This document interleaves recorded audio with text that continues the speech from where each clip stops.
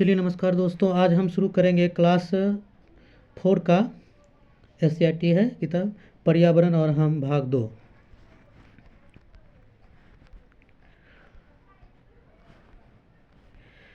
चलिए कक्षा 4 का है, पाठ 1 है।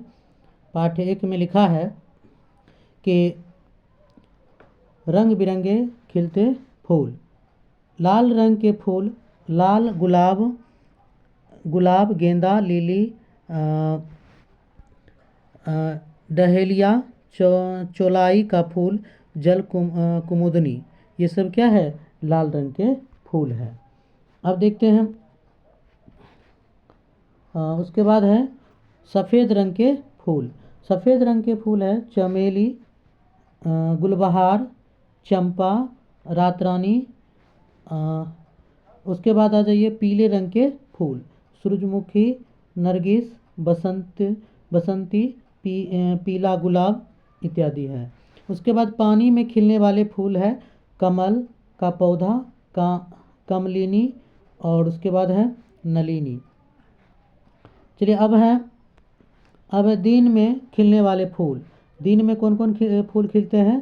तो डहेलिया, कमल, डेजी, जिरनियम, मॉर्निंग कलोरी, ये सब क्या है? दिन में खिलने वाले फूल हैं। रात में खिलने वाले फूल देखिए, रात में खिलने वाले फूल रात की रानी, चंपा, जूही, धतूरा, रजनीगंधा, परिजात, चमेली, और उसके बाद क्या है? मोगरा क्या है? ये सब क्या है? रात में खिलने वाले फूल हैं। अब देखिए मौसम के अनुसार खिलने वाले फूल। मौसम के अनुसार जो फूल खिलते हैं उसके बारे में, सर्दी में कौन कौन से फूल खिलते हैं? डेजी और डहेलिया। गर्मी में कौन कौन फूल खिलते हैं? तो गेंदा, गुलाब, सूरजमुखी। उसके बाद 12 मासी फूल, तो 12 मास जो खिलते हैं, गुड़हल हो गया, बोगनवेलिया हो गया, चमेली हो गया। पेड़ों पर खिलने वाले फूल हैं कचनार के हैं, सेलम के हैं, पलास के हैं, गुलमोहर है। ये सब कहाँ खिलते हैं? पेड़ों पे खिलते हैं।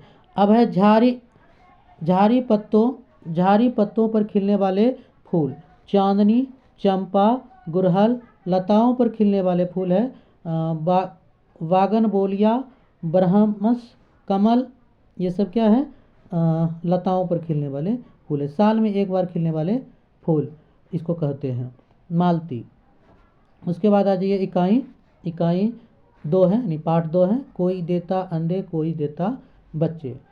अब देखिए लिखा है जिन जंतुओं के शरीर पर बाल होते हैं तथा कान बाहर होते हैं वे बच्चे देते हैं।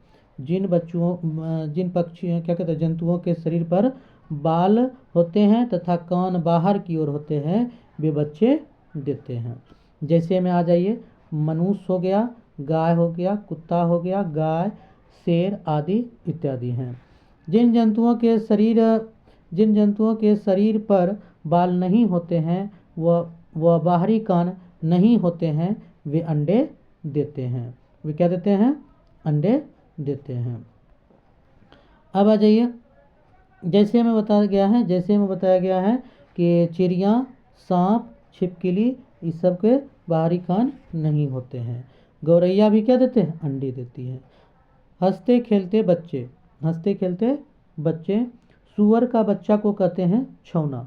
सूअर के बच्चा को क्या कहते हैं? छौना। सांप तथा छिपकली के बच्चे को सांप तथा प्लस छिपकली ये क्या देते हैं? अंडा देते हैं। व्हेल, डॉल्फिन, ये दोनों बच्चा देते हैं, ठीक ना। चमगादड़ भी क्या से बच्चा देते हैं। मगर और घड़ियाल अपने अंडे को गड्ढे में खोदकर छिपाते हैं, किनारे के बालू से घोंसला बनाते हैं। उसके बाद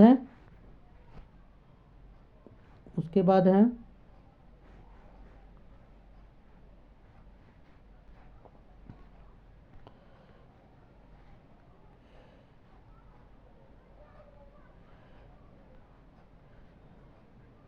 अब है पाठ 3 है।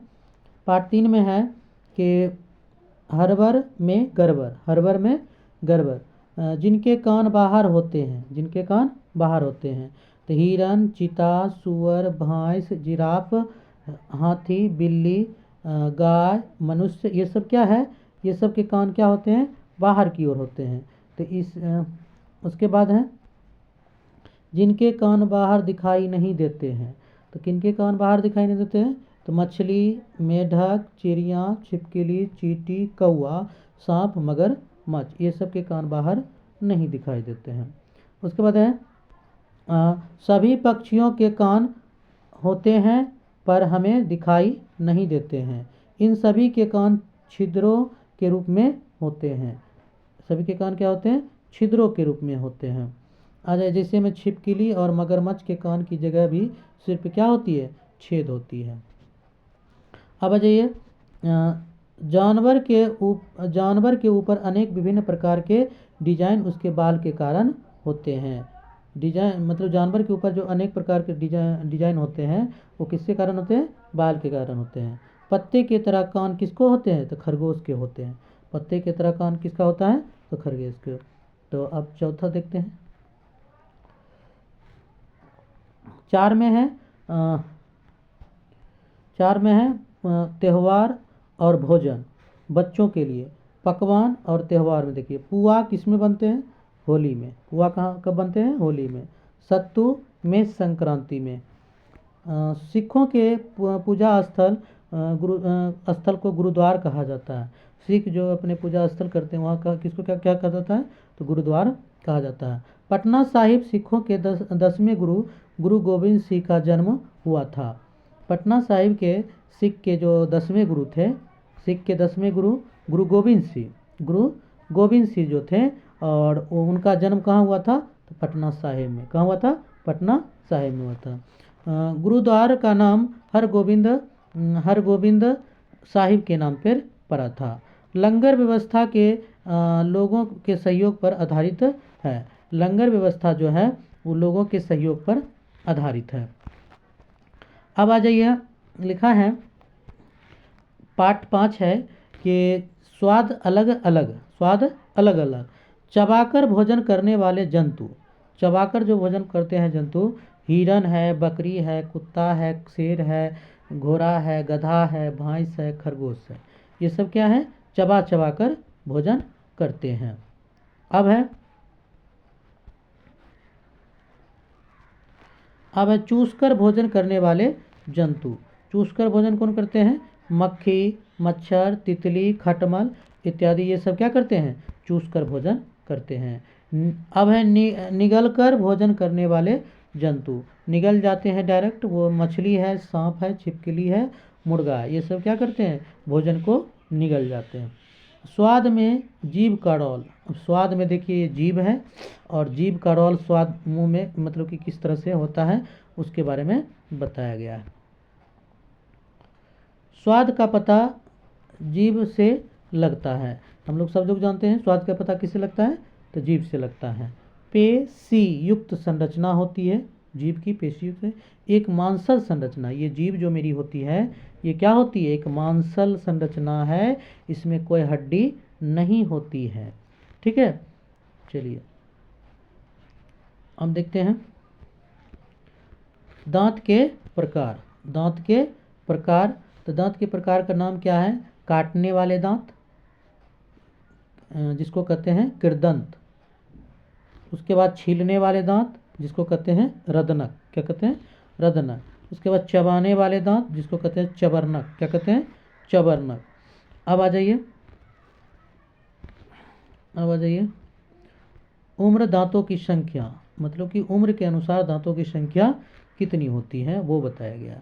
6 माह का बच्चा दांत निकलने शुरू होते हैं। 6 माह में बच्चे का दांत निकलना शुरू होते हैं।